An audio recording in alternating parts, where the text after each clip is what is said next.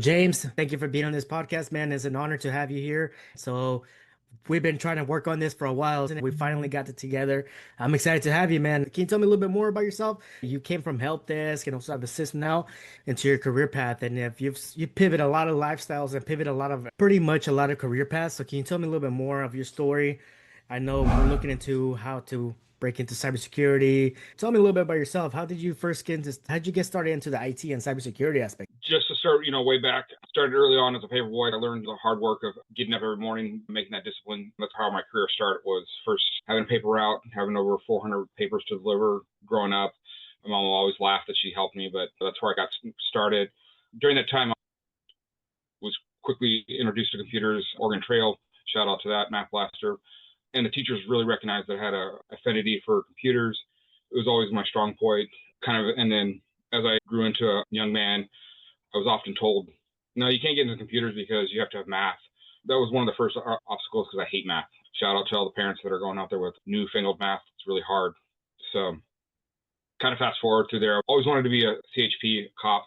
That was kind of my goal, but early on I was like, that's going to be a long-term career for me. I've seen all these guys in the computer classes when I was taking college that were pivoting into the computer field. So I quickly pivoted to the computer field. I told you the story how I initially got brought into IT.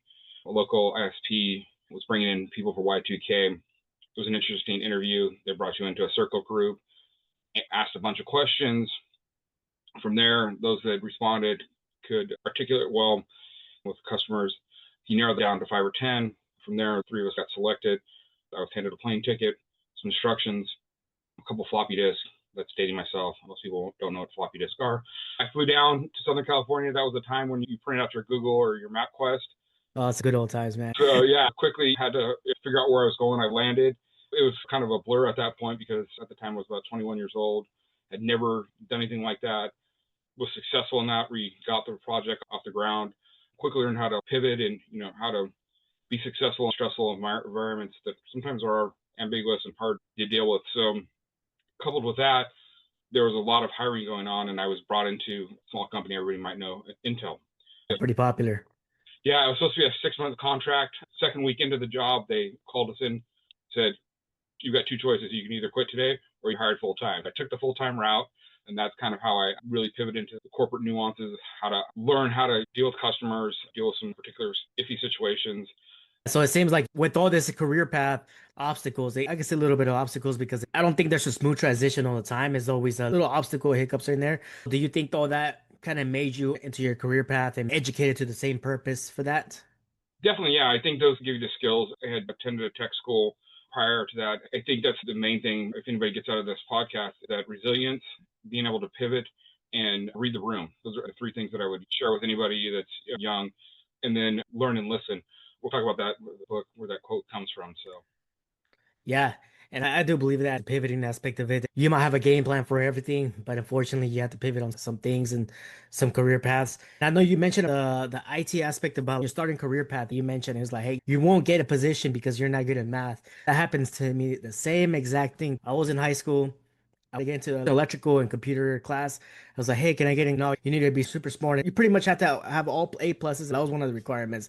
Second of all, you have to be really good in math and algebra and all these crazy topics. That discouraged me a little bit, but then I thought the more I started tinkering with computers, I was like, you know what? There's nothing related to math. There is a little bit, but not to the point they make it seem. So that is something that I felt discouraged in high school too. I felt that discouragement, but I took that initiative still. I had the opportunity once and I went to a nonprofit organization. First, I was pretty much a dishwasher janitorial with them. It was a nonprofit organization, so I was doing that. And they had a computer class. I ended up talking to the managers like, hey, can you give me the opportunity to look into these computer class? I want to get into it. I'll do the part. I'll work with you full time. Just give me 2 hours, give me 20 minutes or something. Just give me something to start learning into that path. So he introduced me to the manager of the computer classes, and he's a professor for Sac State.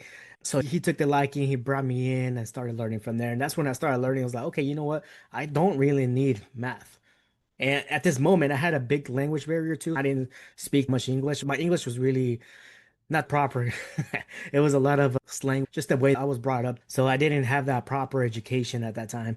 And They gave me the opportunity to get into something. And pretty much what happened to you too. So I think somebody gave you the opportunity and you took Right. the opportunity and you move forward. And I think that's something that we all need to do and show to the people in podcasting. At my time, I didn't have any certification. The only certification I have right now is Security Plus. And like I've told you before, that's what the DoD uses as the baseline. So don't ever, That's something that I'm a big believer on it because just for the reason that, yeah, you might have the certification, you might have all this stuff. I'm not discouraging people that get their certifications, but also look around and take the extra initiative of like, you know what, I'll go volunteer for this person. Let me go take the extra step over here. You mean just call them and see if I get the opportunity. Taking that extra step will definitely give you more value to yourself. You told me a story one time. You applied to a position, you didn't do that good in the first interview. There were some mistakes. You ended up taking that failure and called back and said, you know what, I do apologize for this inconvenience. Can you give me another chance to get another interview? And you can tell me from there a little bit more about that story. I love it. Yeah. So, I mean, that's kind of my pivotal point. That's the one thing I'd like to, also point to anybody that's starting the career is collect your stories. I love that story you're talking about, the janitorial. Someone would say, hey, that's not a me, I've been in hiring. I'd look at you and be like, he has drive. He's willing to do that. Mhm. So I want to point that out. But back to the story, I just had a son. I'd done some crazy things, decided to get my master's degree. We just gotten back from Hawaii. There's a 3 hour different time change. Supposed to show up at 2 o'clock. We didn't get until 6 o'clock, so I missed the interview. I needed to get a job because the contractor was off. So I said, you know what? I'm going to be humble and I'll follow my sword. I'm going to call up the hiring manager. I apologized. I said, here's the situation. He said, you know what? Come on in for an interview. And it happened to be the best interview I've ever had. And that's how I got onto the state. I thought I had these great interviews, over 100, and that's the one that I got. So again, to your point, sometimes just taking that chance, failing, and taking it to the end is key to the whole process. Yes. And I believe that too. The failure aspect, you don't have to look at it as a bad thing. Learn from that whole process. You know what? That was my mistake. I can step up and say, you know what? That was my mistake. Let me try to fix this. Let me find a way to resolve this. Taking that extra initiative. And that was a great story. I think that one was really awesome because it relates to a lot of people that don't think they're valuable, but taking that extra initiative will definitely help out. From my perspective, it doesn't matter in what type of industry you're at, you can slowly get out of it. From my perspective, I was in janitorial. I had so many things that not in my favor. Right. The environment that wasn't the best, first of all. My language barrier, also the speech and talking, because the way I talk now is way different than I used to. The language barrier, the education as well. So I didn't have that proper education either. But all that stuff, I took the initiative to learn by myself. If I'm not able to do it in school, let me figure this out for myself. At that time, I was so upset at the school education because I kept getting rejected. I ended up dropping out from high school. So it wasn't because I wasn't smart enough or I didn't have the grades. It was just more upset of the discouragement that they gave me and kept moving forward like that. And the funny thing, I haven't really promoted it, but I did get my diploma about what, 2 years, 3 years ago. So I recently got my high school diploma, and again, it wasn't because I wanted it. I just wanted it. I know if you go to the state or other companies, that is a little check mark they will be asking for it. So that's the reason I got that diploma again. But yeah, you're always gonna have some obstacles and failures. We just have to understand those failures and how we can adjust to it. And another story too is working from help desk. You have to learn to read the room and the individual you're interacting with. And the first thing that I Hmm. met with you, I'd say you're a little bit unpolished, but I could see you had the drive, and that's key. With all your stories, you can quickly see that you're really resilient, and I think that's the core competency, especially with today's market. If you go into a room and you're like, I'm not going to get this job, you're not going to get it. But you go, Yes. you have that mindset like, I visualize, I can see this, I can compete. You're probably going to get that job over someone that's maybe more qualified, because I know a lot of the hiring managers that I've worked with see Hmm. that as more valuable than that person that has like 6 or 7 certificates, because they can't teach that. So Yes. That is very true. And taking that, having that motivation will definitely, and it will make you stand out. Having that confidence will definitely stand out than someone else coming in and having 20 certifications, 40 certifications. You might only have one, but if you don't have that confidence or drive, they won't try to get you. It's easier to get a certification than showing someone how to get the confidence. So the right. confidence, you'll have to slowly learn by yourself, unfortunately. There's many resources to get this. There's a lot of audiobooks, books, especially YouTube right now. There's so many platforms. You've sent me some videos. We worked on some audiobooks as well. So all this stuff is slowly engaging for the people. And that's like a blueprint for everybody. If you really want a blueprint, start studying. Start learning about sales, start learning about communication, communicate with people, read the room, understand what people are doing. And that's the way you'll get that confidence. So you just brought a great point. I know we hadn't talked about it before, but it's key to my journey. Understand your personality. Yes. At work, we have something similar to Myers-Briggs called the birds. Hmm. You have eagles, which is me, who's very, just get to the point. You have parrots that are very socialized. You have owls that like data. The reason why I bring that up is because you could study and have this drive, but if you don't know how you operate, if you're a tactile learner and you're trying to read something, it's not going to work. I mean, you could be studying Hmm. 100 books. So I think that was a great point that you brought up is being emotional aware and being okay with, knowing that you have deficiencies. You're going to laugh at this, but I know I'm a jerk. I come across sometimes as very brash. People know you're not. I'm like, no, I'm very like cut and dry. Let's get it done. So knowing that, I have to sometimes slow down when I'm learning because I get upset that I'm not progressing fast enough. So I think that's another key thing that people should be aware of is knowing their personality. Yes, that's true. And we talked about this the other day that there's some learning disabilities and people can feel like, oh, I feel discouraged because I have a learning disability. And I don't think that that should be an impact at all. You shouldn't feel bad about it because from my perspective, it's a little bit challenging because when I started anything, any type of journey, it doesn't matter if I was an IT journey, educational journey, anything like that.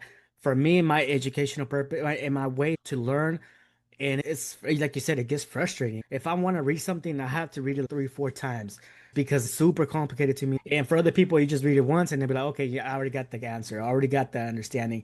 And that was one of my things I was very discouraged about getting my security plus because the issue. So that was You're an my, obstacle. yeah, there you Cool. guys. I mean, you break up another good point. I have a book here. This is an official ISACA book. A lot of people go, this is what I need to study. It may not work for you. You need to be able to pivot and go to something like an alternate source. I'm not encouraging, but what I'm saying is know your read style so you can pivot and make those decisions because that second book that I showed was more of a learning style that I like. Not that the ISACA official book's not. It can be very dry.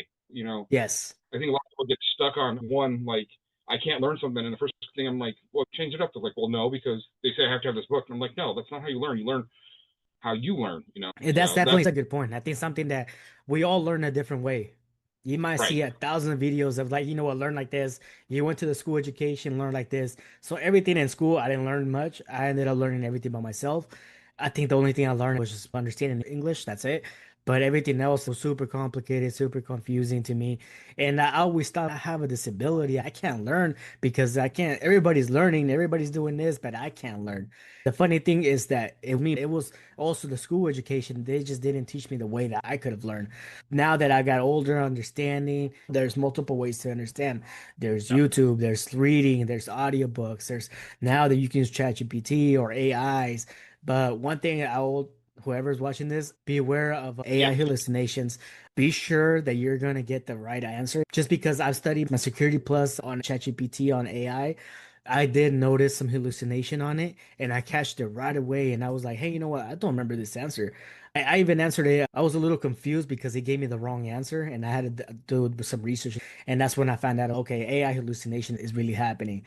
So be aware, look into different models of AI, look into different studying patterns. Don't just go to multiple resources, go to books, go to audiobooks, go to YouTube. Just don't focus on one thing. That's key. And don't get discouraged just because one method's not working. That brings up another good point I brought up before. I can't afford it. That's a good one. I know today's economy is really bad, but I'll be honest on two things. One, I'll step back with the cost with the learning disability. My executive leader, where I currently work, she's been very honest about her disability. I've never had a director mention that they have attention deficit disorder, let alone Hmm. be that vulnerable. Historically, it's been looked at as a negative thing. There's nothing wrong with you. It just means we see things different at a quicker speed and we need to slow down. The reason why I bring that up is it goes alongside the cost. You're going to be spending $300-400. Use every opportunity. If you have a learning disability, I was afraid to ask for accommodation. And you can Hmm. ask like the ISACA, the IC squared, any of these. As long as you have a doctor's note, you can say, hey, I need more time or I need this. And they'll provide it Okay. to you. Be humble. Say, I have this thing. It's not bad. I need a little bit extra time to do this. You're spending $500 on it. It's definitely worth it. We might have that ego saying, I don't have Yeah. that. For me, I've never been checked, so I wouldn't know what it is. But I think, I don't know if it's called dyslexia or something, but I know I have something because I have to reread multiple times. And I don't mind somebody comment below what you think. I don't really care because in the end, I've already surpassed that aspect of it. I already surpassed that disability and understood I understand how it works now.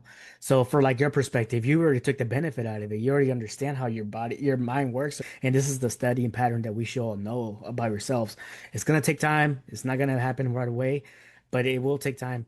And the benefits that you just mentioned, like you need that extra time, that's even better. That's an extra bonus that will save you another $500, $600, like you mentioned. We might have a disability, but it doesn't mean that it's a bad thing. It can even be beneficial. I've seen a lot of motivational speakers, billionaires, millionaires. Their IQ is not a highest or something. They don't have that reputation. They might have ADD, ADHD, dyslexia. There's a bunch of things that they may have. And that's the thing that makes it even unique because if those people are so successful, why can't we be the same way? I hope that anybody comment down below too. Another thing I hope we get is awareness. We don't talk about this enough. You look at the books out there. There's a million like how to be a leader, how to communicate, but you don't see a book like how do I deal with ADD? How do I? If they're coming out more prevalent. I mean, I just purchased a magazine Target on ADD, but for the last 30, 40 years, it was always a negative thing. Hey, you get to go in the special class with the other kids and isolate you. And I think, to be honest with you, I've read a study. Most of your successful people have some type of learning disability or ADD because to get those ideas, you have to be wired different. If you think linearly, you're not going to be able to come up with. I think even Steve Jobs might have had some because him and Wozniak came up with that. That was unheard of, especially the iPhone. I remember seeing the iPhone myself. I thought that would have been a great thing. So again, I hope that's another thing we get out of this is we started a discussion on that. Like, hey, it's not bad to be different. Yeah, if anything, it's better to be Yeah. different just for the reason that there's so much people that want to be the same. Everybody wants to be the same. Oh, I want to be Mr. Pop. I do this, I want to do that. If you want to be different, you have to think different. And I think all these millionaires, entrepreneurs, they think different. They're wired in a different way, like you mentioned. They have something, and it's not a bad thing. Use your weakness as one of your strongest points. If you don't have a weak point, that's a lie. Everybody does. Well, Don't think. to your podcast, I mean, that's a great tagline. Wake up. I've always I'll tell you a little story of myself. The reason I put wake up, it's a little longer story, just for the reason now that how I am, I wasn't like that before. I used to be super shy. I was super shy. Didn't have the confidence to talk to anybody. Every time somebody ever talked to me, I feel super shy. I would turn red and just walk away. So that was my whole life journey. So I felt I was always sleeping my whole lifestyle until one day I got tired of it. As a grown adult, I was doing the same thing. I felt like I can't succeed because I'm always stuck and I can't do nothing else because I'm scared of something. I'm scared to move around. I'm scared to talk to people. I'm scared to do this. And that's when I started taking initiative. At this journey, when I was in high school and everything, that's when I got very discouraged too. And after high school, that's when I take the initiative of like, you know what? I need to start moving around. I can't be the only person not doing anything. I have to be different. I have to, if I know I'm different, I should be taking advantage of that. And during the whole time, I think that slowly changed me to fully waking up my real effort, basically the real effort that should have been there for a long time because I've always had big dreams. Like, man, you know what? I wish I could have a podcast. Man, wish I had a business. I wish I had this. Wish I had that. And that's the thing. I would always wish I never did And until it's funny that you share that story because it's very similar to mine. I mean, I've always been I'm still antisocial. Let's just be honest. I don't like people, but hey, people like me. But I've had some personal issues. I'll be candid. I had a divorce. Best thing that ever happened to me. I know people are like, what? Because I had to wake up, like you said, to go back to your thing. I didn't really know how I worked. Didn't really, was always kind of scared of my own shadow. I used to chase the next dollar. My buddy was always like, dude, you got to do more than that. Just chase the dollar. So I was never successful. It worked, but I was never stayed in a role long enough because I was constantly chasing that dollar and I wasn't really true to myself. Fast forward, I had the divorce. I had to really hone in on my skills. I did a Spartan race. I don't know oh, if you that's guys, awesome. uh, I've I been did wanting to do those. that. I need to start losing weight again. I've always wanted to do that. I stopped, saying what you're saying. I started doing those things because I wanted to be an example to my son. I kind of shared that with everybody. I gave him the medal. My buddy Elijah, who's on here too, he pushed me through it. But that was one of my things where I'm like, hey, if I can do that, I can do a lot of things. I got quickly promoted into the state. Some things happened where I'm not there, but I got selected to be part of ISLA, which is the top kind of security. Like you said, I had these big dreams and I've started to chase them. And then I had failure with the state, some success, because what happens with success, it makes you complacent. So I had that success. I stopped chasing things. Boom, some stuff happened. And I had to make a choice. And I said, I've always wanted my CISSP. I don't know how I'm going to do it, but I'm going to do it. So, enrolled in a boot camp with a few dollars I had. It had a take twice guarantee, so I could take it twice. And that's another thing I always suggest. Don't be afraid to fail because you're going to learn. I think, giving you this advice is take the CC. So the environment you're going into. If you have a high goal that you want to, don't start trying to climb a creek or whatever, up in Auburn. Start there. Figure out the environment and then start reaching. Because what a lot of people do is they go, I'm going to get this, but they don't do that small little steps in the beginning. But yeah, to your point, networking and being yourself, That's how I got my current job. I needed to be out in the environment, meeting people on the board for ISACA as a communications chair. Everybody laughs because I'm horrible communicating, but things Hey happen. man, at least you're here, man. You're doing Yeah, it. You're doing it. That's what really matters. yeah, to your point, I stopped saying, like what you said, I have these things that I want to do. I always wanted to get a certification. I failed multiple times because I didn't take advantage of my, understanding. I was like, you know what? I'm smart enough. I can do this. Instead of, stepping back and going, how can I pass this and understand that? Until I started taking that mentality, that's when I became successful in networking and being around people like Mo, Eddie, those type of people, even my boss, amazing lady. Once you start surrounding yourself around, all you can do at that point is succeed. Those people are top caliber individuals. Success breeds success. And that's what you need to be surrounded with. As people around you with have the same type of mindset. They can be in different levels or situations, but just having that same mindset. I'd rather be hanging around with the janitorial that has the same mindset than a CEO that thinks that he knows it all. I'm gonna be completely honest on that. Yes, a CEO might give you a little bit more value. It's like, okay, this and this and that. But if he's not willing to provide you some type of education and he just thinks he's gonna bring you in to take you to different places, unfortunately, that's not really gonna be helpful. If he's gonna help you to grow, that's the place to be at.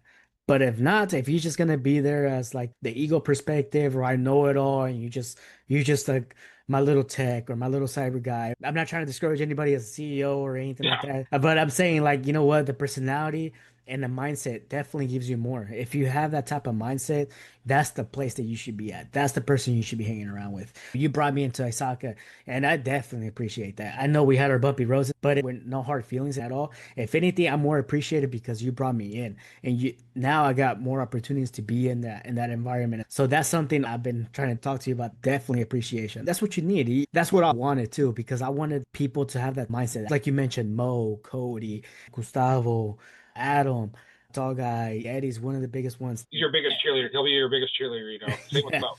yeah. Uh, Mo I definitely too. Mo, I think he was the first one that I met when I went to the ISC Square. That was my first person that really met, and he's the one that really like pretty much educated me through the whole process. Like, hey, what you're doing is really good. You keep pushing and keep doing what you're doing. He pretty much mentored me through the whole process without even asking for something back. I definitely appreciate this guy, and this is why I want to give him this much credibility. Since I started coming in, I started meeting more people like yourself too. You've shown me a lot of books. You showed me some stuff that I should be looking into, and that opened a lot of my eyes. So this is something that I also want to tell people, like these organizations. It doesn't have to be technically IC Square or ISACA or any cyber event. It could be just any local event that you can relate to. I think you should go for it because you'll find a good mentor, somebody that could definitely help you on that path. And you bring up a great point. I think one thing too that I'm not touching, because this is a big point that I bring up a lot, especially with my boss Trent. For you ladies that are listening to this, I know you've mentioned a lot of guys' names, but Trent is one that comes up to mind. Amazing lady. She is doing 100 things. She's always working till 1 o'clock at night. For ISC Squared, there's a lady named, if you haven't had a chance, if you're a lady struggling for mentorship, she's an amazing individual. She just passed her CISSP, so congrats. Another one that might be listening is a lady I work with, Lindsay. She has a disability. A lot of people are like, I look at her more as a success because she's a woman and has a disability. So she has two strikes going against her. So the reason I bring that up is not to highlight that, and she would never use that, but she's a motivational person to me. She has Yes. a number of things going against her, but as a male, you sometimes get stuck in a male-induced environment. You don't get a whole culture aspect of what's going on. So that's the other thing I'd bring too is if you're a woman trying to get into cyber or trying to network, come to these events. If you're a little bit nervous, come to me or Cody. We'll introduce you to these people so that you don't have to be timid. Sometimes it can be overwhelming with all the guys. So, just want to bring that out. That's a good point. In cyber, I know there's not a lot of women out there, and this is something that we need in this industry. We need somebody to come in, change it up. It's not about a male aspect of it. Like I'm very supportive on that too. Like women's in tech, ladies in tech. I know as Right. Yesenia's and Latinas in tech, or women's in tech, something like that, relatable to women's and Latinas. I know that I'm very supportive on that. Priscilla's also one of the biggest influences too. When I came into the ISS Square, I knew Priscilla, and that was the first person I got in contact with. Priscilla was one of them that I started initiating the conversation. Priscilla's a great person. We'll tag him on this video after this. Priscilla, Nick Kumar is one of the directors. don't want to say the organizations, but you'll find out Yeah, later on. But Nick Kumar and all the other directors, definitely great people. And these are the people that I felt the most supportive to, especially from my organization where we're at. That was one of my biggest supportives there too. So those are great people, great resources. I forgot the other directors' names, but there's a lot of people at IAC Square. I believe we need that right. diversity for women. We need more women in tech. I've met some software engineers coming into the IC Squares and all these events. If you're a woman, don't feel discouraged. Don't feel discouraged to coming to these events because there is women here like Yesenia, and one of them's really good. That's the IAC Square. We have Priscilla, and I think those are good advocates for that environment. So that is something that I do agree upon what you said, James. Those are great people to have. I don't know the other people you mentioned, but I know later on I'll meet them. Definitely, I think I've met most recently. Yesenia is one of Yesenia's best friends, is Khadija. Probably saying her name wrong, but she's an amazing woman. Oh, that's her name. I keep forgetting her name, but yeah, I know what you're talking about. So I didn't know her for the longest time. I'll be paying it. She'll probably laugh that we worked together. I kept seeing the name and I kept seeing her on the board, and I was like, "Are they the same people?" And then she finally came to me, "Hey, I work for you," and I was like, I think you do. And we've got a good relationship. The reason why I bring that up is it's part of this educational thing I've noticed with a lot of women. They kind of get intimidated. They think the guys are going to hit on something. There may be some of those, but we're very professional. If you feel, come to some of the people we've mentioned. Everybody remembers me, so I'm a little bit less intimidating, even though my personality is a jerk. I'll get you to the people you need. Feel free to reach out to me. I'm good at connecting. That's definitely something I also want to bring up to the people here. These organizations, especially for the IC Square and ISACA, it's not an environment that people are going to hit on. Everybody's super professional there. Everybody's just there to really network. It's not to get to hit on you or to get your phone number and a different. It's all about professionalism here. So if you're looking into that environment, I'm sorry, but you're not welcome at these organizations Yeah, because we're not looking into that. We are looking for personal growth. We are here to help you, not just to feel that you're hit on the next person. That's something that to want to bring up to the people that come in to our organizations. And just also the benefits of these events. I mean, there's memberships for ISACA, right? There we pay for a yearly membership. right. For people that they're fresh coming in, you don't have to do that. This is all completely free. It's something to look into it. If you want to take the real benefits of getting to ISACA and getting these perks, yeah, you can go for it. If you don't feel comfortable, you don't want to do it, it's perfectly fine. But coming to these events, you'll meet a lot more people and it's very valuable. At first, I felt a little off because I was like, I don't know, I've never been to ISACA, I never heard about ISACA. But it's because I was started into the cyber industry, so I didn't know much about it. It's because I was really, really fresh into it. And you're the one who introduced me about ISACA and Eddie as well. You're the guys that really introduced me to ISACA. So at first I was like, I don't know. But I kept seeing everybody that I knew that was going for it. I was like, you know what, I'll try it out. And again, that's when you feel like that fear shouldn't be stopping you. I mean, if you don't have fear, sometimes if you feel Well, too yeah. comfortable, you're not growing. Yeah, and that's the one thing, I told you to buy this book by Bill Walsh. I don't know if I encourage everybody to read that. Not only it's got some great stories in there about making mistakes. I think Bill Walsh, even if you're not a 49ers fan, has a lot to share within that environment. Going back to your thought, I would definitely encourage actually paying for the membership. I was on the fence when I first joined. I'm like, why do I want to do this? Not just a selling point because I'm on the board, but we have some free opportunities. You may not have the experience, but you can take, we're going to be offering the CISM, some other different courses Mhm. over a month, and those are great opportunities that you get when you pay for that membership. That's like $1,000 training right there that you wouldn't pay for, and you're only paying $100 a year. You're going to get more for your money at that point. So I would definitely encourage signing up for membership.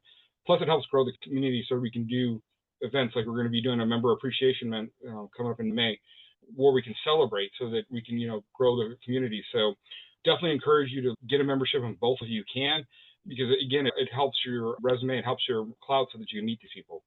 Yes, and I totally agree on that. It does have benefits, like the boot camp class you mentioned about the classes. So we have like those boot camp classes. We have all these. These classes are very beneficial, and also you can get the mentorship aspect of it too. You can even talk to and network with people in their environment and get into it. I know I did it last year with you. You introduced me to that group. I just didn't have that time. We're super busy at that time, but now that I see it. And I should have took more. I know I was super busy, but if I wasn't that busy, I would go 100% now because just all the value that I was provided, I was like, this is insane. This is really good information. I was going for the C risk and it was just so much information. It's not something you'll find on YouTube. You might be able to find it on books and stuff like that, but just the experience being there is so different. You can ask questions at the moment. You're surrounded by people that are like-minded. We're all looking for the same goal to get that certification. I've also met some other CISOs, some other senior analysts, and senior engineers. So that's also the networking aspect of it because there's so much benefits. It's not just because, okay, I'm going for the studying class, I can just do that anywhere. Yes, you can do it anywhere, but this way you get to network with a professor, you get to network with all the ISACA members, even have a study note, study sessions together. So there's so many benefits on it. This is something I'm very supportive of. And I told everybody, like, I'm not going to sell you something if I don't believe in it. This is something that I do believe on it as a big organization and it's growing. And it's something that we are passionate about that will be growing just for the reason there's so much value. And this is something that all of us do need. Definitely, yeah, and that brings us to a point we've talked about too. Like people say I can't afford it. You're looking at $100 right there, and you're going to get trains. What is that, like Starbucks coffee once a month? We can all afford that. Plus, I love that you brought up the camaraderie. When you're learning, it's so much easier to call up someone and say, "Hey, I don't get this concept. Can you explain it to me?" And you hear it, and you're like, "I never thought of it that way." So that's another thing that people don't realize. Yes. You get that, that togetherness. So Yes, you definitely have like that teamwork aspect of it. And you're right. We spend more on Starbucks and we spend more on, I don't know, eating out or something. Just eating out is going to cost you now like $40, $50, right? So you save that eating out $50 a month. I think it's like $120 for the yearly membership, right? So right, plus the other stuff. Let's say worst case scenario is $200. If you don't have that money, there's always a way you can find that money. I'm not trying to sell it to you guys. I'm not selling you anything. That's up to you if you really want to do it. But if you really want to understand the value of it, come to the network events. You'll see the value right there. You'll see the opportunities. You see the opportunities of growth.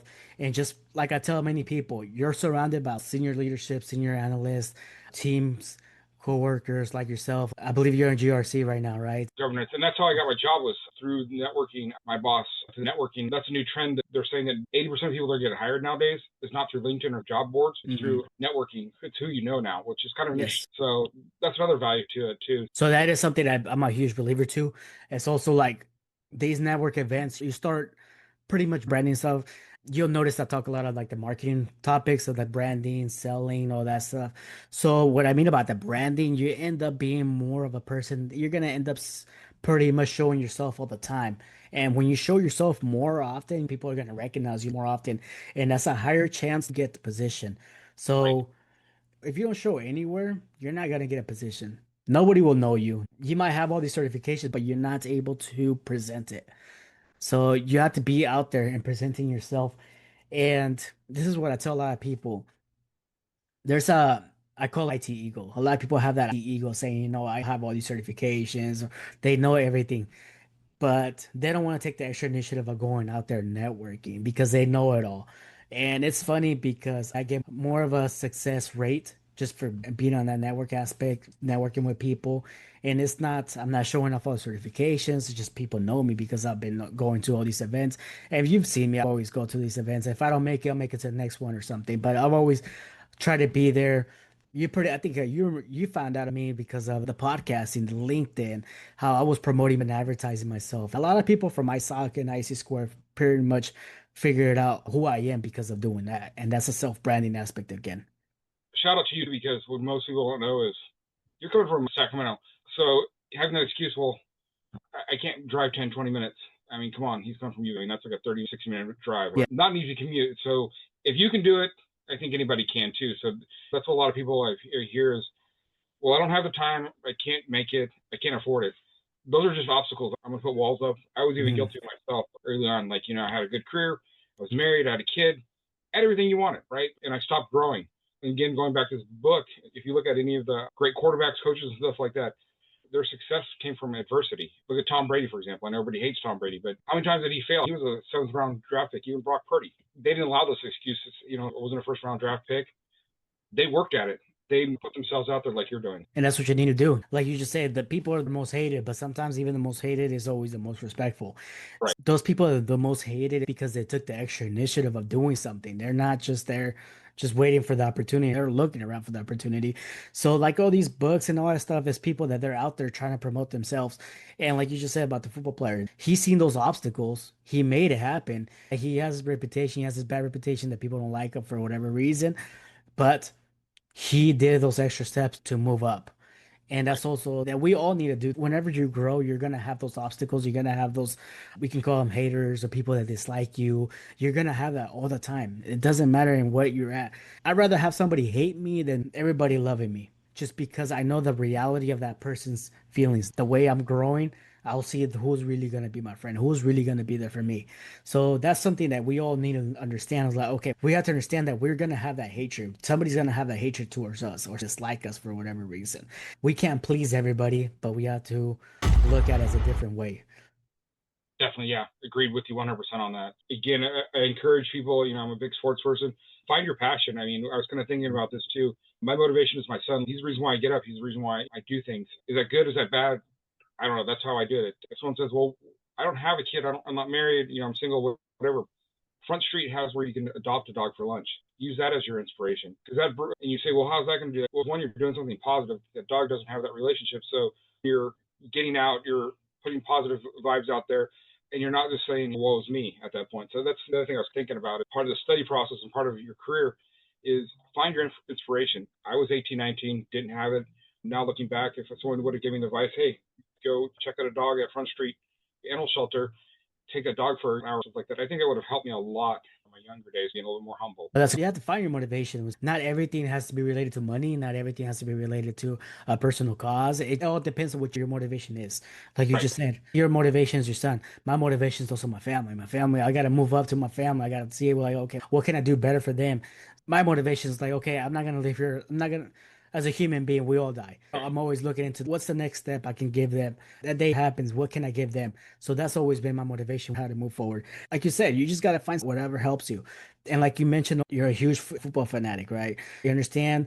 You got to find your niche of what you like. So if you like football, selling, marketing, you got to find that niche for yourself and see what kind of motivates you and how can you connect that to your personal life. So for me, I've always been into the sales and marketing aspect of it.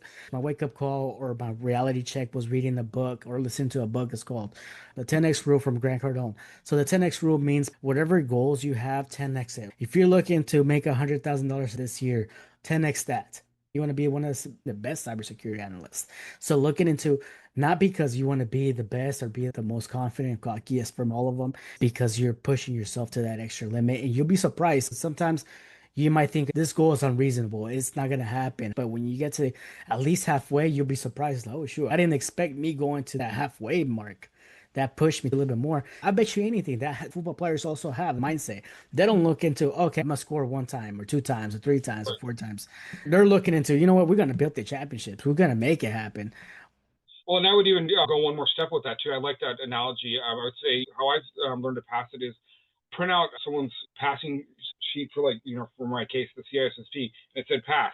And what I did was I visualized my picture there, my name saying Hmm. pass. And every time I Yeah. study, I visualize that. So when I walked into that training thing, that's the picture I had in my mind of it saying pass. And I never had saying it was going to fail. So that's one thing I'd say is yes, always achieve higher, but make sure you're visualizing each step so you don't Yes. lose where you're at. Visualizing yourself, visualizing that future, visualizing you being at that stage or you getting that certification, visualizing that perspective. You're already pretty much mentally preparing yourself to that time. If you visualize it, is you might be a little mind blown, but if you don't visualize it, it's gonna be challenging because you're like, oh, okay, well, I don't think I can do this. You're gonna start getting discouraged of not doing it. But moving that mindset and just keeping that mindset all the time will definitely help you in the long term. Visualizing is one of the biggest keys. Set those goals very high to the point that you feel like it's unreasonable, but you can still do it. I would say unreasonable. I would say unattainable. I think that's a better word. Unattainable. That's the other thing too. And I'm not knocking you because English, like you said, is your second language. It's not being like you're humble, like I said, with me pointing that out, but making sure that people help you with those words because then you have that winner mindset. One of the biggest things, I got yelled at by a vendor because I talked about my ex-wife, but one of the biggest things that I got from her was her extremely large vocabulary, which has helped me out a lot in my career. So shout out to her. My sister is one of my biggest heroes. Watching the things that she's done are amazing. My dad was always blue collar. He worked for the railroad, never really wanted to be anything more than that. Having a sister that went to school, got her bachelor's degree at San Diego State, went to Chico, and got a master's degree. She was able to be very successful right out of college, got a big job, a big corporation, and she's just excelled. I mean, she's a training director at one of the local corporations. trains executives. She's a professor. She's probably one of my biggest, heroes. It's kind of motivating all through my, life is looking at her and I'm like, if she can do it, I can do it. I may not be exactly there, but it's not unattainable. Yes, that's true. And also that's another good point you mentioned. Be an open book. Be open to listen. Try to what I mean about open book is more of like, you know what, don't feel to somebody criticizes you. Don't feel like if somebody's gonna educate or correct you. Be open to that too. Be very open to being corrected just for the reason that that's going to help you a lot more. Like you mentioned earlier, your wife has showed you a lot of the proper education. Ex-wife, sorry about that. But yeah, you know what I mean? Like that's the correction aspect of it that we all have to get that. We have to remove and learn from it too. And like you mentioned, like for your sister, that's a good inspiration story right there. That shows you a lot of like, you know what, I can do it too. It doesn't matter what level we're at. We can all do it. Doesn't matter what levels you're at and what situation you're at. Anybody can do it. It just takes the time, dedication, and going for it. Most definitely, yeah. And I mean, and we do it different. I mean, she's very social, outgoing. I mean, everybody knows my sister. I always had to grow up in her shadow. Like I was Debbie's little brother, good and bad. Got me out of a lot of fights, got me in a lot of trouble. But I had always lived in that shadow. And early on, I thought that was a bad thing. But as I grown up, it's not a bad thing. It's actually a great thing. Like she does her thing, I do my thing. But she gives me that roadmap of this is how I did it, and you can follow it. You don't have to be exact. I'll drive a car, you can drive a truck. Just because you have an older sibling or younger sibling, and let's hypothetically say that they're a star quarterback for an NFL team, doesn't mean that you have to follow that or equal that success. If you're a great dad, putting food on the table and roof over your kids, you're as equally as achievable as that star quarterback. So, Yes, that's true. And everybody has a different story, a different struggle. In the end, it's that goal you're chasing. You can't be like, okay, you know what? Let's set an example for your sister. Oh, my sister had it perfect this way and this way, this way.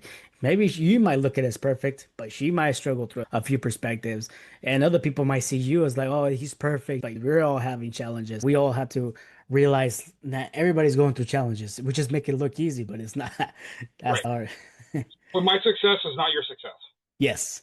And I admire that you're really a family person. Even though you're struggling, you're still moving forward. You're still here. You're doing it. And that's something that we don't have excuses. Everybody thinks that, "Oh, okay, I find an excuse for this and I can find an excuse for that." Like you just mentioned for me, he doesn't have an excuse. He's driving 45 minutes to come over here at these meetings, maybe an hour, but it's still taking extra initiative. Honestly, I'm surprised of one person invited from LinkedIn, came from Stockton, California to downtown Sacramento. That's about an hour around there, 45 minutes as well. But this person came on the bus and left on the Uber. And that was mind blowing to me because he took that extra initiative to move forward. And I was like, you know what? That's a person that definitely is not scared to do anything. And that shows that there's people out there that are willing to do anything just to have that extra opportunity, just a small opportunity. And he only came because I invited him. And I didn't expect, and this is a person that I never met in my life. We just chatted on LinkedIn, but definitely came for support. You brought up a good point. What I would like everybody to do, if you get anything out of this, comment below one word that you're challenged with in 2026. I'd like to see if we can get maybe 100 responses. The reason why I want that is for me this year's been a grind. That'd be my challenge word, right? Mhm. I don't know what your challenge word were, but we can start seeing that everybody has a challenge. We're all getting through it, but we're all human. So that's one thing I'd say. Comment down there, what's your challenge word of the year this year? So that everybody can see that everybody's facing different things. And you might find out that my word's grind, and you might have the same thing. So you're not alone in this world. Let's be honest, the world is not a very pleasant world to be in right now. So if we can share some of our struggle word, I think that might help one or two people. So that's one thing I would encourage people is what's your challenge word for the year?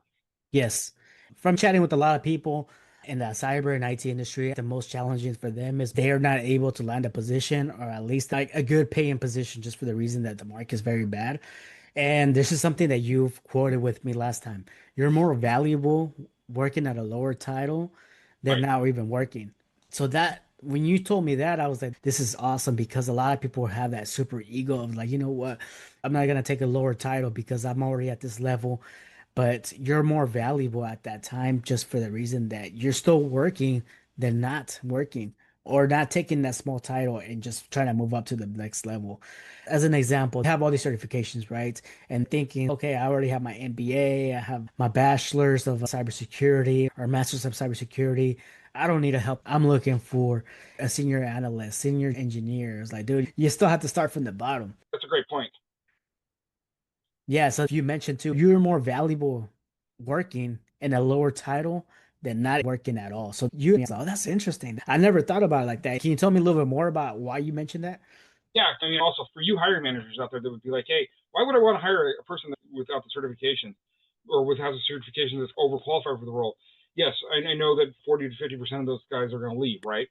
But that 50% that don't leave are going to be loyal and committed to you beyond belief. And you can't pay that. That's number one. If I ever got a platform, I've always wanted to preach to the hiring managers, look beyond who that person is and what they do. Look at what inspires them. The reason why I put that is it's easier to move up when you're already there than it is to try to obtain something from the outside. A good example of that with the state. Once you get into the state and get indoctrinated, I guess that's the best way. It is an indoctrination. It's the best knowledge I can give people. You go to boot camp, you get a lower level position. It's a grind. But if you don't establish yourself and establish your rank, you're not going to move up as quick as possible. So what I was trying to encourage is take the help desk role so that you can learn the organization, make yourself valuable, and you have that foot in the door and you can laterally move from there. So that's why I did that. The other thing too is a lot of employers are looking at individuals. There's millions of people that are unemployed. They want those individuals that are employed because it's a lot easier to ramp somebody up that's been working 8 to 5. Also with help desk, it sucks getting yelled at, but you learn a lot in the help desk. You learn how the organization works. You learn who the shot caller is. Shout out to Carlos. He's one of my big mentors. If you wanted that senior engineer position and you know that manager, they'll be like, hey, I've got this role open up in a couple of weeks. Go interview for it. You're already in there. They already know you. You get that role more likely. Whereas if you're on the street trying to get that, it's not going to happen. Yes, that is very, very true. And that's a good point right there that you're mentioning. You have to also be in these organizations to network with people Right. because you'll meet these hiring managers, you'll meet these senior engineers, you'll meet these senior management, you'll meet them all in these organizations because they might not be looking for a new analyst, but when it comes to the future, you'll be the person in mind right there. So that is something that I believe in. You should be looking into, like, if you're still entry level or you have these certifications, help desk would be one of the biggest part that we should look into. I know it sounds like, oh, okay, it's a lower title. I don't need this. I already have all these certifications. I'm well overqualified. Yeah, you might be way overqualified in certifications, but it doesn't mean it's in expertise and experience just for the reason that we need that experience. You have to have that hands-on experience or communication skills. So can you tell me a little bit more about help desk and what you think about that? It's like I know that foundation aspect that should be there.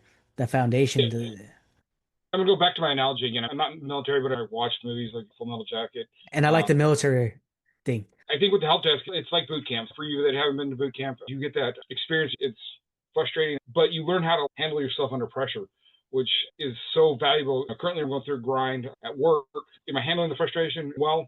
Probably not, but I'm doing better than I did in the past because I've had those foundational skills of how to overcome adversity and huge workloads. Those are key things that when you're in your career, you're moving up, you're going to have spots where the poop hits the fan. If you don't know how to negotiate, you're going to either get fired or stall out in your career. The Help Desk Foundation teaches you those type of adversity skills, also how to read a room. People Hmm. always, how can you read people? In Help Desk, the first thing you have to do is figure out, is this person combative? Is this person helpful? Does this person care? If you don't identify those things, that call is going to go sideways. The people skills are invaluable, but also the technical skills too. You're going to learn how to troubleshoot. You're going to learn how to make mistakes. You're going to learn that unplugging and replugging does fix 90% of the problems, surprisingly. Um, Yeah, that's true. Simple things like that, but it's also going to remove that ego too. You're going to have a lot more humility. You're going to have good days, you're going to have bad days, but it's going to help you grow so that when you get that opportunity to be a senior analyst and that hiring manager says, tell me about a difficult time. You're not going, well, college, this and that. You guys know I was on help desk. I had 16 servers down. We had email down corporate wide. This is how I did that.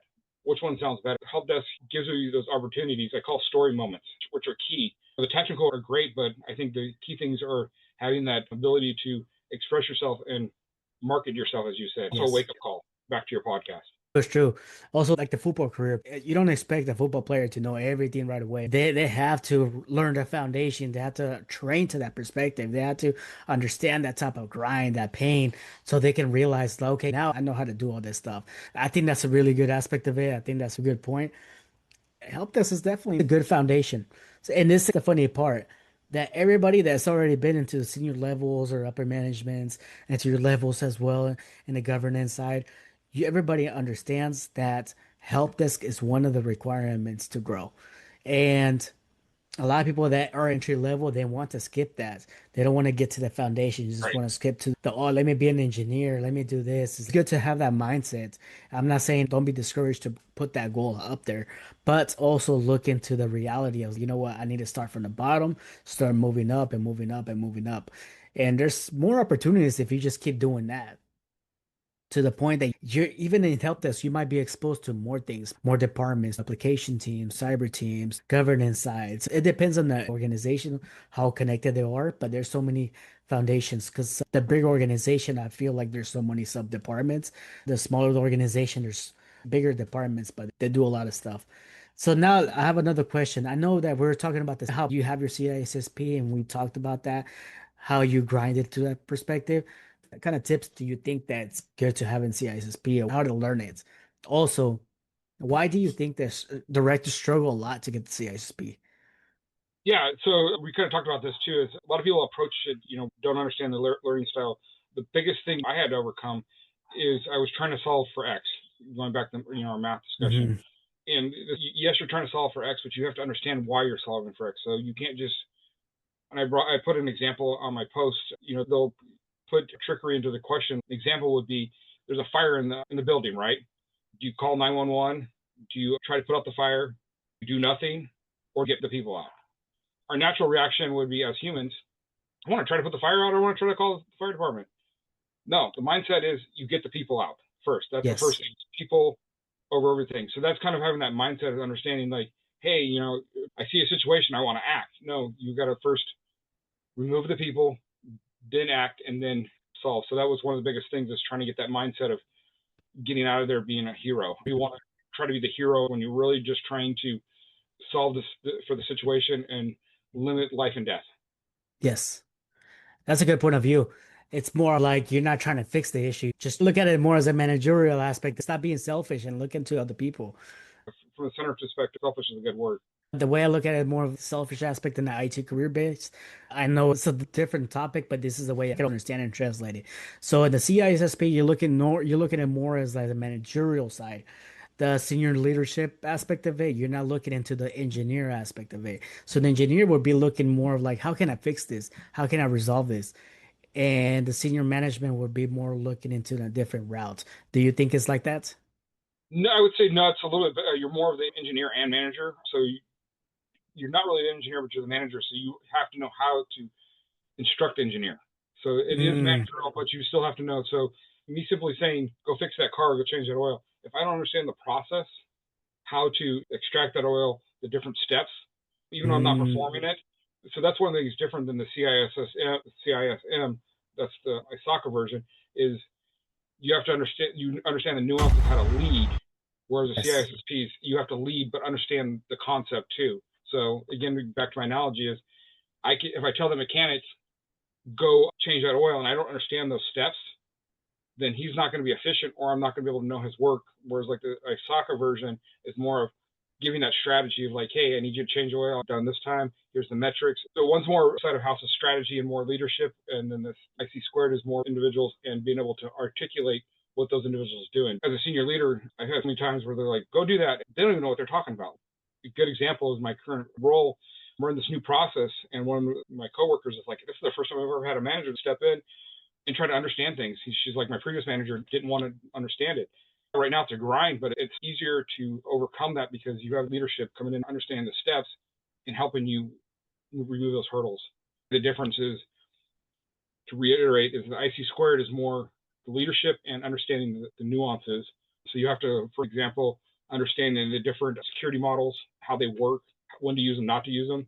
Whereas the CISM is leading those individuals through those different things. So it's more of a manual and concept based, whereas this one's concept based and technical. What was your interest in getting both of them? I didn't get my CISM, but I got my C risk. I wanted to be diversified. The CISA, which I wanted to get to. If you look at the job post, number one posting is CISSP. Like Yeah, every seen job that. wants that. And then the next nice to have is either CISM or the C risk or the CSA. So I looked at that to kind of market myself as, yeah, I've got this number one certificate. Now, how can I add to that? The reason why I got that C risk is so that I could not only say I have this, but I have that. And then they also got a lower certificate too, because another question you always get is NIST.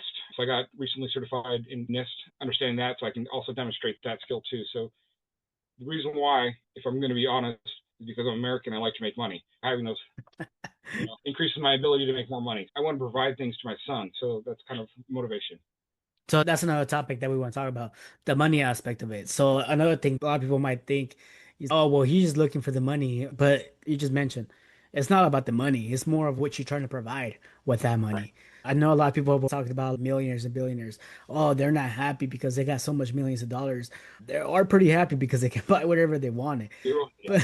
But but it's not all about the money. It's more them enjoying with that money. Because you can have $1 million and if you don't spend it, you won't be happy. You're just gonna have it right there.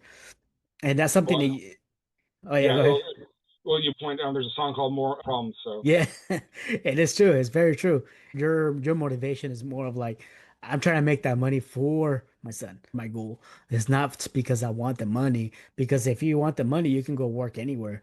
You can work at these dangerous jobs and make 100, 150, $200 an hour, $400 an hour, but you're risking your life every single day on these jobs. So again, that's very good.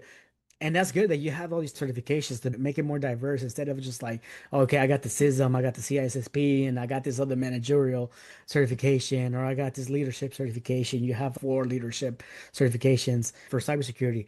For entry level perspectives and other cybersecurity people coming in, the diversity of certifications, making it more of like a you can pivot around with these certifications. I've noticed that people are going for cyber after cyber after cyber after cyber certifications. And it's like, for me, I look at it as like, why are you going for all these cyber certifications if you're going to the same route? Instead of going to the same route, look into, okay, I'm going to C risk to make it a little bit different. Let's go to CISM or CISSP for managerial, make it a little pivot. So you can have at least the options of moving around. If one doesn't work, you have an option to go to the other one. Like the C risk is that it's a lot more different than a security at Security Plus. It's way more different than other technical ones. So I think that's a good strategy you have right now. I'll be honest, I'm a terrible interviewer, especially with my disability.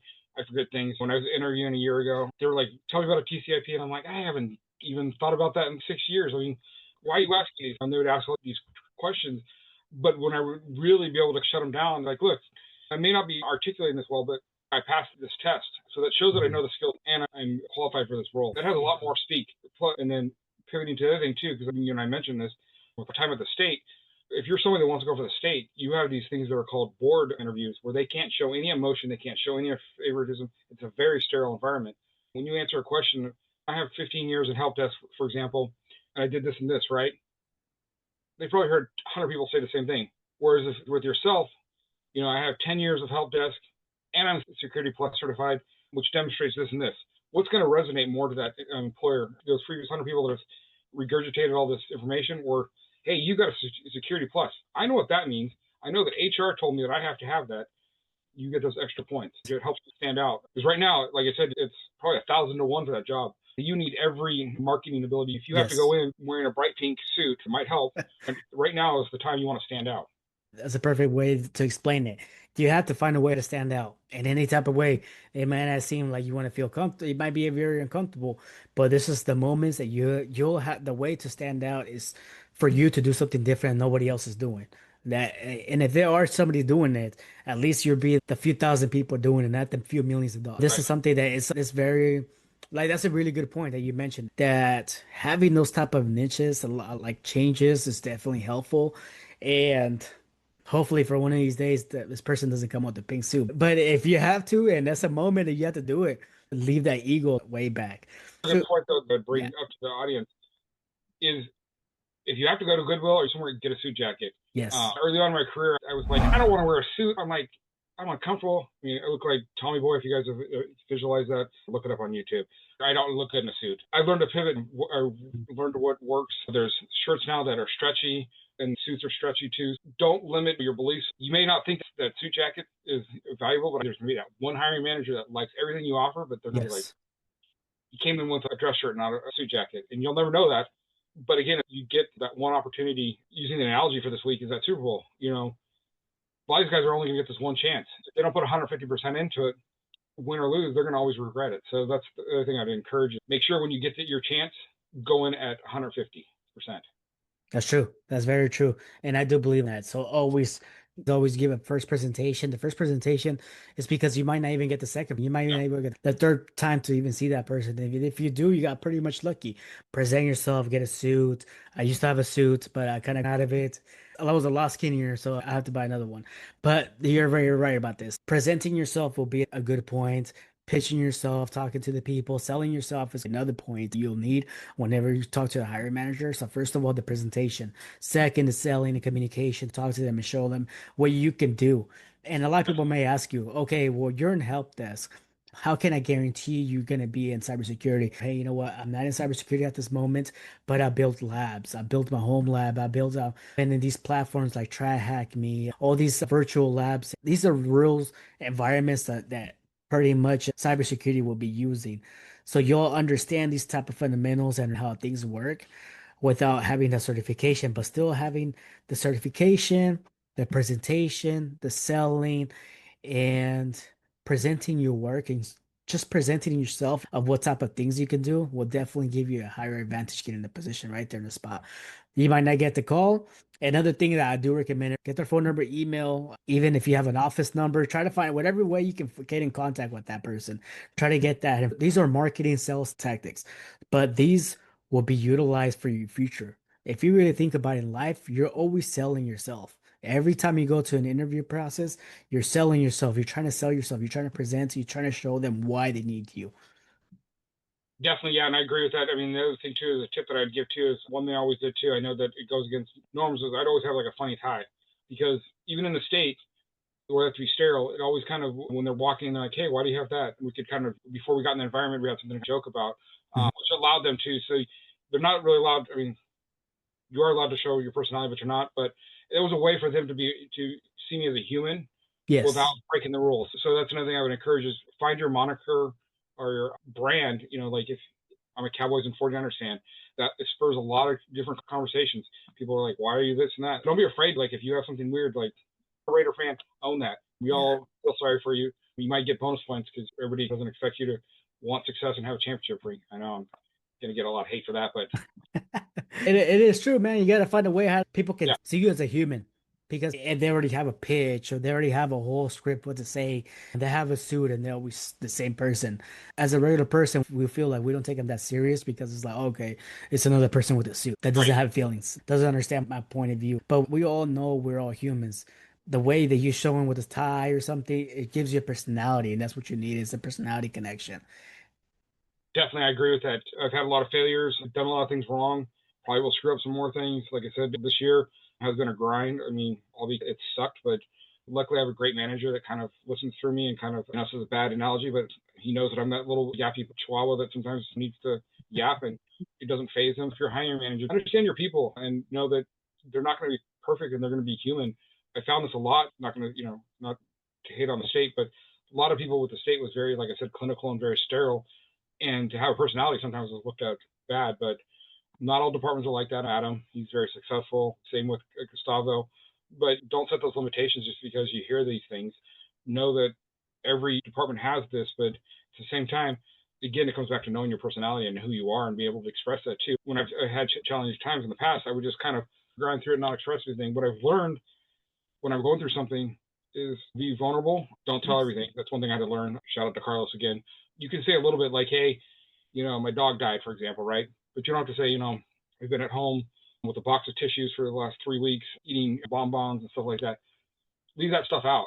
Be vulnerable with tackle. Being vulnerable aspect of it, I think is really good. understanding that the vulnerability, just be vulnerable once in a while. You know what? Don't think that it's like a bad thing. You have to be vulnerable so you can understand what's coming and how you can adjust to it. So I think that's a very good insight as well. And there's all these topics that people think that it's a bad thing. You're like, oh, vulnerable, or I feel like I should be selling, or I should be pitching, or my elevator pitch, or stuff like that. They think that all Correct. that stuff is bad, but they have a bad reputation because they had a bad person on behind it. Right. But you don't have to be that bad person behind it. You're just learning from these aspects of it. The military, you know what they're doing. We're not gonna say they're shooting flowers or all this stuff. No, some terrible stuff out there. They're doing all this terrible stuff, but also look at what they're doing. It's to save us, to show us. And it's not that bad person, it's to help other people. And a soldier, if you meet a soldier, it doesn't mean all of them are bad or all of them are good. It just depends on the person, what they're doing. Cody's a really good example. He sits on the board. You guys haven't met Cody. He's an ex-military. He's a very good example of a soldier. Is he perfect? No. He'd say that he wasn't, but I'd say he is. I mean, but he's a good representation of a soldier. He did his job. He served his time, but he probably had to do some bad things. But he's still a good person. I've met his family, and he's a human being. To your point, when you look at someone, don't look at what they've done. Look at who they are and where they are Yes. now. Yes, very true. Look at what they've done and how they're approaching stuff. Not everything's malicious. Not everything has to be bad. Cody's a great guy. I didn't expect he's a soldier until one time we had a conversation and that's what come up. But yeah, that shows you a lot. Selling yourself doesn't mean you have to be that bad salesman. You pitching, it doesn't have to be a bad pitch. It doesn't have to be to the point that you're just trying to get their money. All these aspects, you know what I mean? Having these skills is going to be a lot more beneficial in the future for yourself. Understanding these skills is really beneficial. Definitely. I mean, to that point with Cody, you would never know that he's ex-military. Even my current boss, you would never know that he served in the Marine. I mean, I would never have coined him as that. I mean, the guy is very calm, not hoorah, let's go blow things up. Not that he probably thinks that, but he's one of the calmest individuals I've ever met. Yeah. You don't really picture Marines like that. Shout out to the Marines if you're out there. Thank you for your service. They're very high strung. Let's just be honest. Yeah. You know? And he's not. He doesn't fit that. But again, it goes back to the point. Just because he was something, I'm not going to typecast him as that he's going to be a drill sergeant picture in Full Metal Jacket. You know. Hmm. So No, it's true. It's true. I have a cousin, he's a Marine too. So, and I have another cousin and a nephew for that. He believes in the Air Force. But all these people, if you really meet them, they're humble. It's not like all these movies how they make it seem. Yeah, they get bad. They might have a bad reputation, but it doesn't mean that bad reputation comes to them. Like Cody's a really good guy. He's super humble. He doesn't act like that. He doesn't approach himself like that. He's very humble. He's very appreciative of how the conversations go. So he's a really great guy and a great example. Really good example. I'm laughing here because he's going to be mad at us for talking about him so much. But that's the type of guy he hates seeing having limelight on him. So Yeah, no, very humble for sure. So let's talk about how things are. I know you mentioned last time that you had to step back sometimes to help to see your bigger future. Can you tell me a little bit about that? Like how was your future in the beginning? You were rushing a lot of things, trying to move forward as quick as you can, and you had a lot of obstacles, a lot of opportunities out of the field, out of the state, out of the country, and you started realizing you kind of pivot back and you know what, I need to step back and look at the reality instead of chasing for the money or the career. What do you think was your wake up call out of that? yeah, I mean, just to kind of step back, I've always been told all my life, especially with my learning disabilities, that I can't do things. That's been a recurring thing. Even in the last 5 years, I've heard it from individuals, the ones I was very close to. They were very adamant that I was going to fail. The reason why I put that is that I've never listened to those things. I've used them as cannon fodder to push me forward.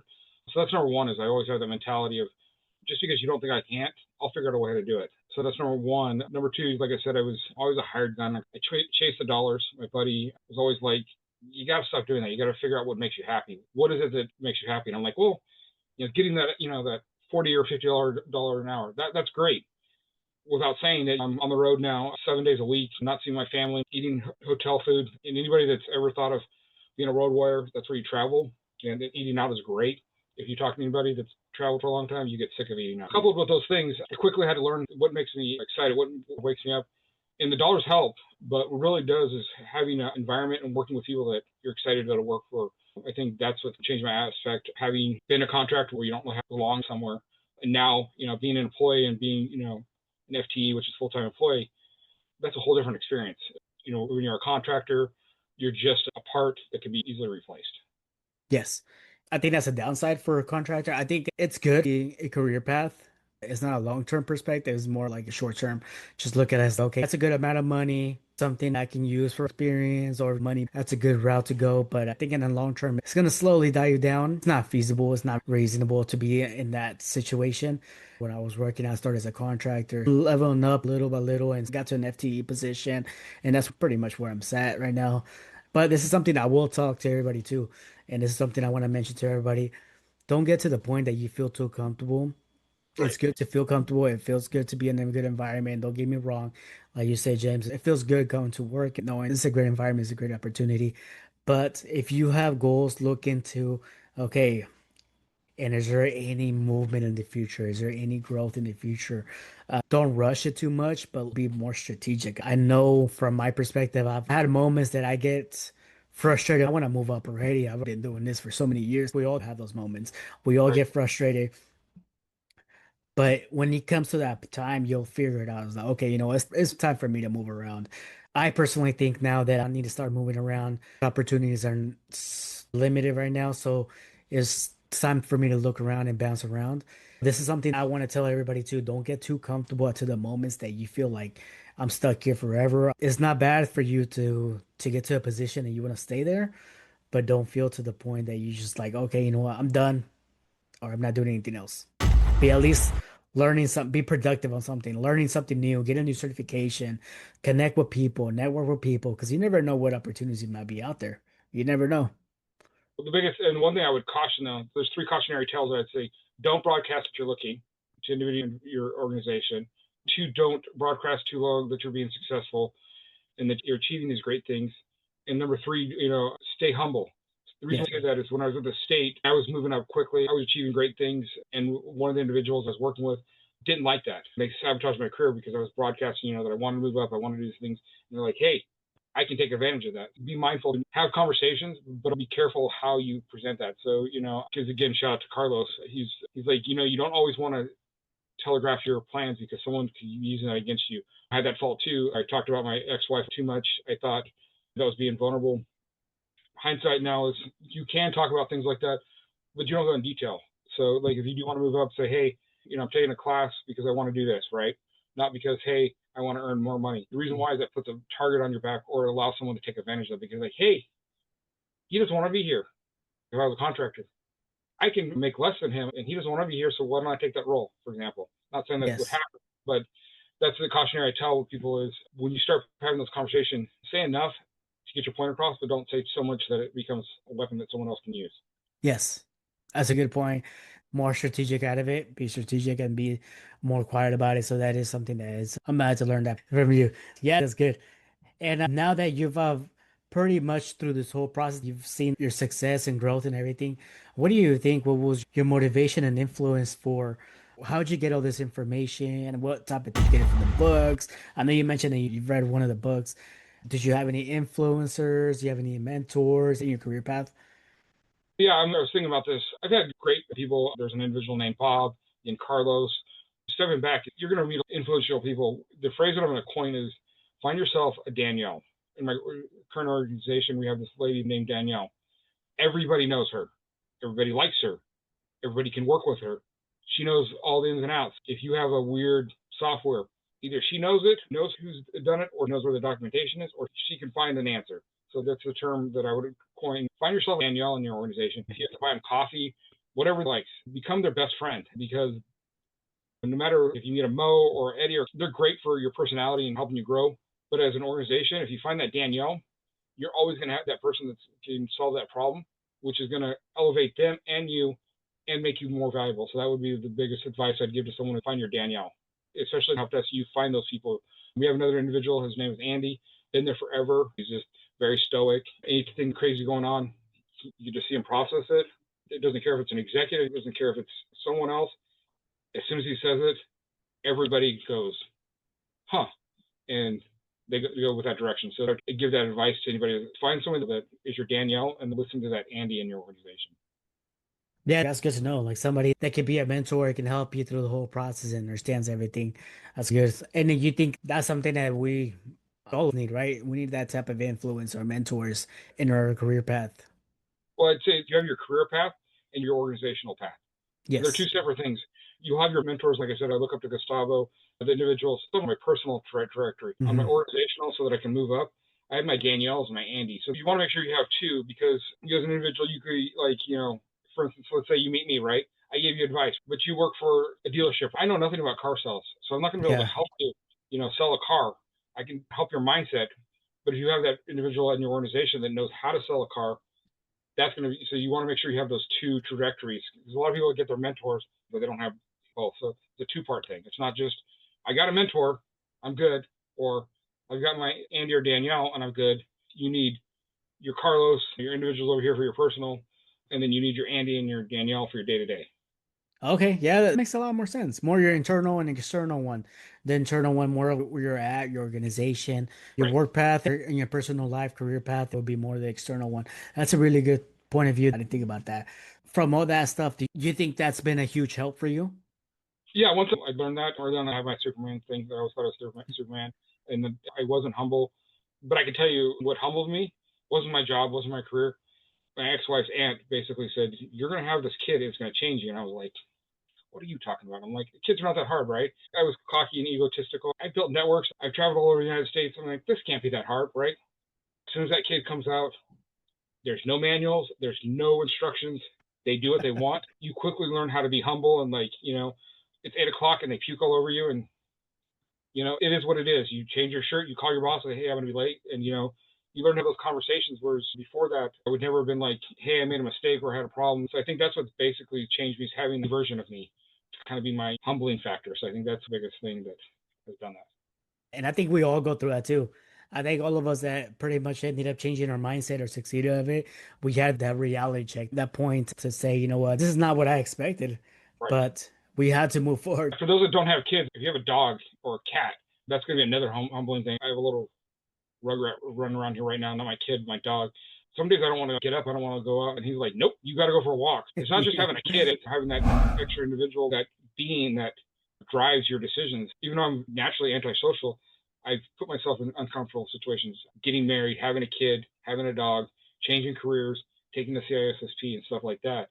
So I think that's another thing too, is just knowing that I'm a human and acknowledging that. For so many years, I never acknowledged that. When you mentioned about being uncomfortable, I think that's a reality check too that people need. Get out of the comfort zone, being in discomfort, being out there. Like you mentioned, you don't like being around people, you don't like communicating with people, and it's okay. It's perfectly fine. We're all humans. We all have our flaws. So that's not something that you shouldn't be discouraged about. But this is something that you can improve through.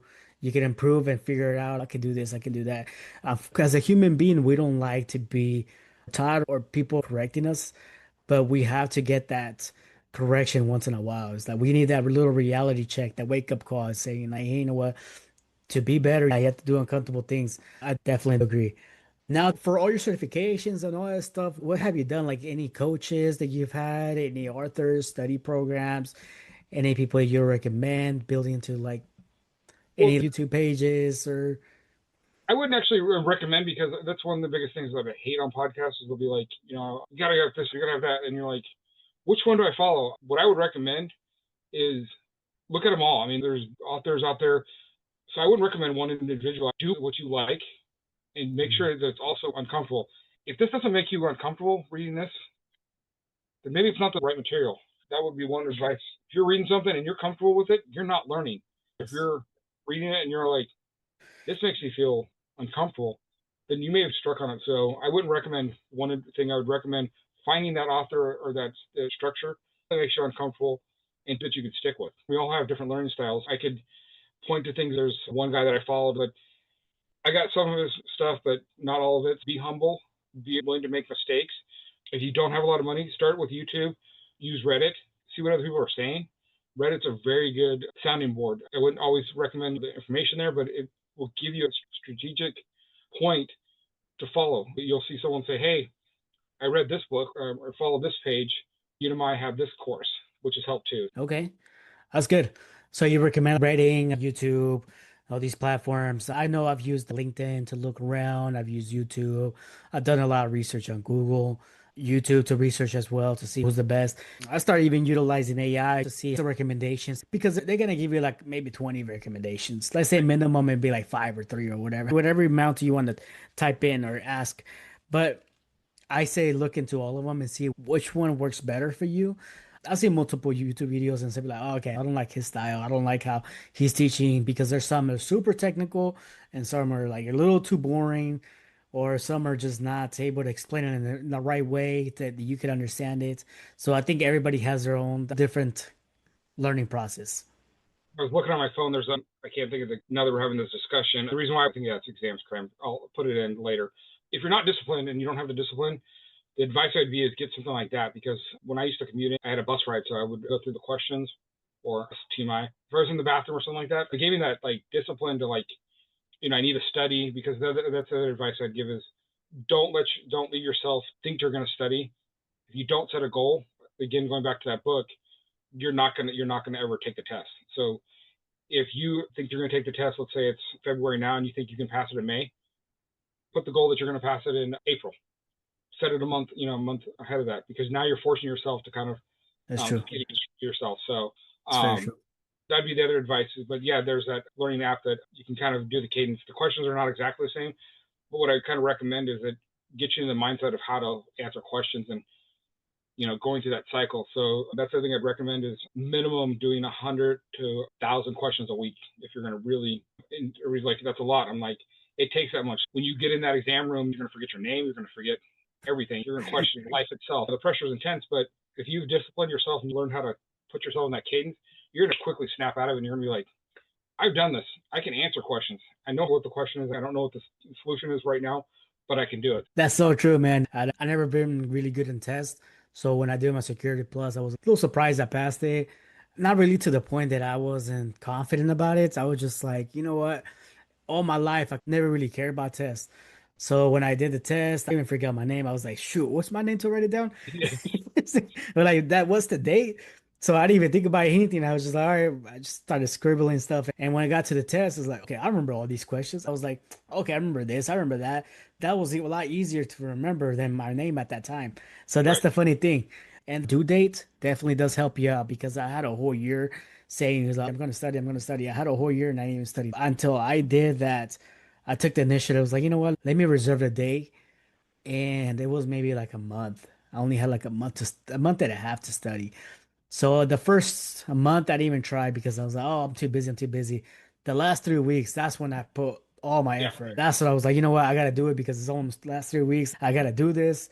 So I started using ChatGPT. I started using audiobooks. I started using YouTube, researching, writing, doing everything, basically everything.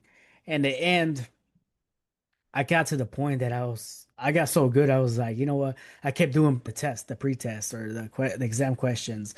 I did over 1,000 questions and I was like, okay, I think I'm semi-prepared. I used ChatGPT to give me some analytical aspects of it. Like, what is the percentage for me to pass this or what's the percentage of me failing this? So that got my mind rolling because I got curious. When I started, I was at 60%. I was like, okay, I'm at 60%. I got 60% to pass it.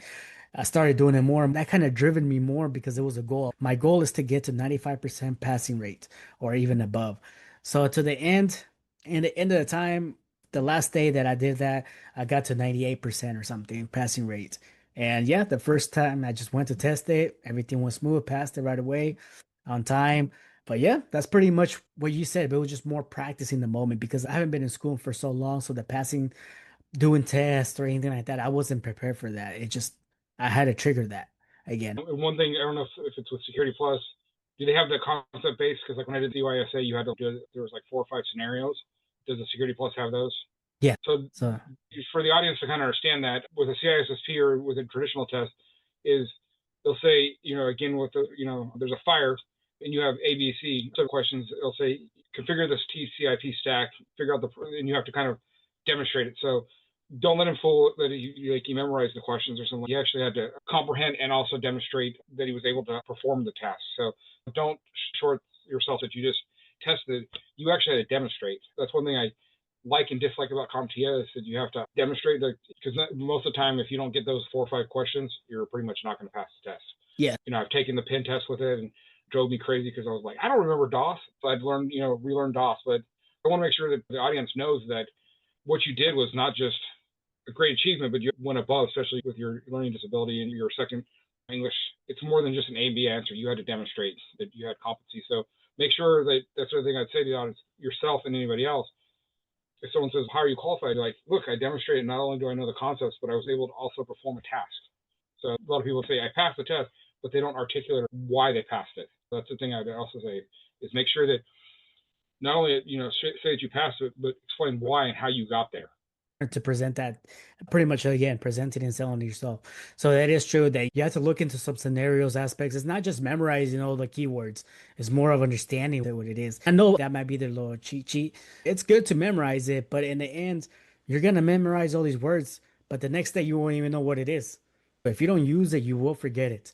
But at least I know that, okay, we're talking about EDR, CMs, we're talking about firewalls. Now I know these keywords, but I know what it also does. Learn the keyword and that's it. They don't even know anything else. And when they get to the field, they just know these keywords, but they don't know what it does. Well, that's back to our point when we were talking about why help desk is so critical. When you're on an incident and you get a call about a firewall, instead of just taking the ticket and saying the firewall's down, you can ask the engineer, or if the engineer gives you information, you can articulate back and forth, which is going to put yourself in a better situation because your manager is going to look. He knew what the SIM was, or he knew what the firewall, he knew what ports there were to ask and stuff like that. It's going to give you those opportunities. Again, like I said, you're up to plate. It's your Super Bowl moment. Be ready for your Super Bowl moments because you're going to get those one or twice. And if you can articulate something different, you're going to stand out. Yeah, that's true. That's true. Nine, that's good. And what's up of from your perspective? What do you think cybersecurity analysts or engineers should, what type of mindset should they have? What do you think that they should stand out? What would make them stand out from other industries? So the biggest thing that I found is you've got to learn how to negotiate. One of my management says I still weak at is you've got to be able to communicate with upper management so you can be the best technical. And going back to my keywords, somebody like Andy, he's got a lot of certificates, he's got a lot of education, but the reason why he stands out is because he can articulate and get individuals through those scenarios. Because when you get into cybersecurity, the poop's going to hit the fan, and everybody's going to be running around like the Keystone Cops. Imagine minions running around going, That you got to happens do all that. the time. Well, it's worse in cyber because as soon as anybody mentions security, it raises things. So being able to have that Super Bowl moment, reach out to your Danielle, reaching out to your Andy, having those key moments. And then lastly, being able to articulate the stuff that you learned. I mean, I've been in situations, another example, I showed you pictures. I was in a 14 alarm fire situation at one of my jobs. Basically, it means we had federal, county, city, state, you name it. We had, because the fire happened next to military installation. So we even had Air Force come in and things like that. It was a perfect storm. We had our executive management on a plane to Canada. Our senior management was traveling by roads. Our local management was at a CERMS training event. And it was just us peons managing this incident. So the point of that is that you're going to be in a situation where you're making decisions. One of the decisions to make, we had 4 servers. And at the time, this corporation didn't have a backup. And we had to figure out which 2 we could cycle down because these servers were known if you just shut them off, they might get corrupted. So I was talking to one of my other managers back east, and he's like, you got to make the decision. So I had inventory, financial, personnel, and then our shipping. And I said, we need our finance because we can't do anything, and we need inventory. Those are our 2 critical ones. So let's shut those 2 down. We'll worry about the personnel and our orders later.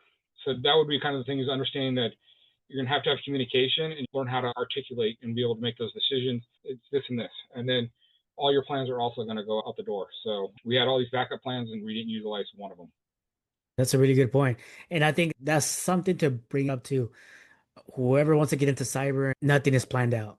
You might have everything planned out. There's, yeah, let's say like 60%, 70, 80% might go through, but there is that moment that is that 10%, 20% that will go down and you have to figure it out. There's going to be some hard decisions to make. As a lower level, you might not have those decisions at the moment, but if you're the last person in there, you will have to do those decisions, like you mentioned. It is challenging, and that's something that in cyber and IT will be more risky because it's more a critical aspect of it. Yeah, it is a critical aspect of it, but they're both in different levels. I could say like that. So they're both different levels, and that's something to expect. Definitely to expect. And anything in IT and cyber, there's always going to be that challenge that you'll have to understand some type of managerial expertise or at least some knowledge of it. My first couple of weeks, I think I told you a story when I was with the state. I was a part of an FBI audit, and they also brought in the military to do simulated cyber attack. And by means, then I mean I was not great, I wasn't bad, but that was a truly humbling experience because even though I had like a 12 or 15 character password, they still were able to break it because they were sitting on our tap. So know that Mm. no matter what knowledge you have, what tools you have, there's always someone bigger and badder that's going to come and knock you down. So just, be prepared that what you know and what you think you know, I can guarantee you there's someone that's better than you, especially since we have Russia and North Korea that are putting billions into their hacking initiatives. So just be constantly learning and be prepared to be humbled. Yeah, that's true. And we talk about billions, man. These people have unlimited funding. It is crazy. As a business, you have limited funds, but these people have unlimited funds. I think from the final takeaway, do you have any Well, advice? official Super Bowl weekend, one word, Sam Darnold. He was the number one draft pick for the New York Jets in one of the most dysfunctional organizations in the NFL. He got traded to the Carolina Panthers. Everybody said, hey, he's a bust. This guy's no good. Went to the San Francisco 49ers. Again, it's not about what you know, but the environment. And he got some great coaching. He got some great leadership. Went to the Minnesota Vikings, had some great success. They still said, hey, he can't win that big game. A year later, he's in the Super Bowl. If you're watching the Super Bowl, we can look at him and root for him. I mean, he was one that was casted out, and was told that he would never be a good quarterback. And look, he's in the Super Bowl. I think the Seahawks are going to win this weekend. Just because one company or one manager says you're not good, or even 4 or 5, look at him, and he was casted out and said that he'll never amount to anything, and he's starting the Super Bowl and probably be the MVP tomorrow. It's So true. Everybody has their own opinions and what they think how you're gonna do or not. But in the end, it's up to you. You'll take the right, extra initiative. You'll move up, and you're gonna do it the way you want it. That's a great example, like you mentioned. So we'll see how that goes. I just want to clarify a few things. Everybody will give you opinions, but they don't want their feedback. right. And the ones that are open to fair feedback, that's the ones that will grow, will grow. They're open to get criticized. They're open to learn. That's the best success you'll ever get. Those tough conversations will definitely be the ones helping you out. Definitely. It's been fun. I know it's late. Hopefully the audience gets something out of it. We'll put my contact information, reach out to me, or say hi at one of the events. Everybody come by to the ISACA and IAC Square organizations will be there. This was awesome. I like it. I think I expected only about maybe an hour. It went more than an hour, but this was really, really great. I think we should do more episodes on this and keep moving forward on this. Some more conversations. I think we can have a 3 episode or 4 episode on this ones. Yeah, definitely. And then the audience, if you have any advice, feedback, share it with us. If I blink too much, I looked weird. Um, I want to be able to grow. Also, I preach what I say. If I'm saying that you need to take feedback, I can do the same thing too. So I want to make sure that that's encouraged too. No, you did really good. And I think this is your first podcast, right? Being on the first podcast, any type of platform like this? Right. Yeah. You're my first. So No, this is great, man. They came out really good. I think everything you mentioned is really awesome. Very valuable information. This is something all of us in the community wanted to hear. You're very transparent on this. And the transparency in our industry is not there. Being this transparent is very helpful for everybody else because not everybody thinks it's like you're in IT, you're in cyber, you're a professional, you're an analyst, you're Mr. Perfect. You're not right, Mr. Perfect. You're gonna have these challenges. I'm still having this recorded because I want to show people that we're being transparent on this conversation. This is what we need to hear. It's more right. transparent aspects. And also pay it forward too. So if you get anything out of this or you have any advice, share it. Again, I want you guys to put that at the bottom. What your challenge word of the year is. I think It's a good one. mine was grind. Let's get something started so people can see that there's a lot of bad things, a lot of layoffs, but we're each on our own struggles. Let's try to make it a little bit better world. So Yeah, building that small community all together. We help each other out. I've already made a little community on LinkedIn, so I want to have everybody here coming in. And this is not a community to sell or anything like that. It's more like we're here to help each other out. We know we're in tough times, tough organizations, tough industry. So we're here to grow, help each other out, and motivate each other. and I think the next conversation, let's bring in a couple other people so we have a roundtable. Let's do something different. Maybe I can bring some women in to the conversation. Like I said, Lindsay would probably be a good next, maybe even Khadija, Yesenia. Let's do a roundtable like that so that we can kind of get some different ideas going. Let's definitely bring them on. I want to hear more about them and have people like that on our calls. We'll be all together if we can be all together. If we want just 3 people or 1, 2 people, up to them. I don't mind, but we could definitely bring that. And I think that will be a bigger perspective for them too, because we need more women in this industry. We need Right. more leaders in this industry, more women leaders. It's not about a male industry. I think that's already out of the picture. We need more women in the industry. I'd say the bigger word is diversity. We need to have, Yes. women, different cultures, spur more ideas. Again, this world's scary. I do everything for my kids. So if today it may not strike a nerve or something, but, down the road it motivate somebody, that's something that I'm leaving to my kid, a better world. So that's what I want. Yes. Yes, and you're right. You're right. The diversity, we need that in all type of industries, and we need help. We need to show that out there. Definitely. Cool. Okay. Well, thank Have you. have Thank a you, good night. James. You too. Thank you.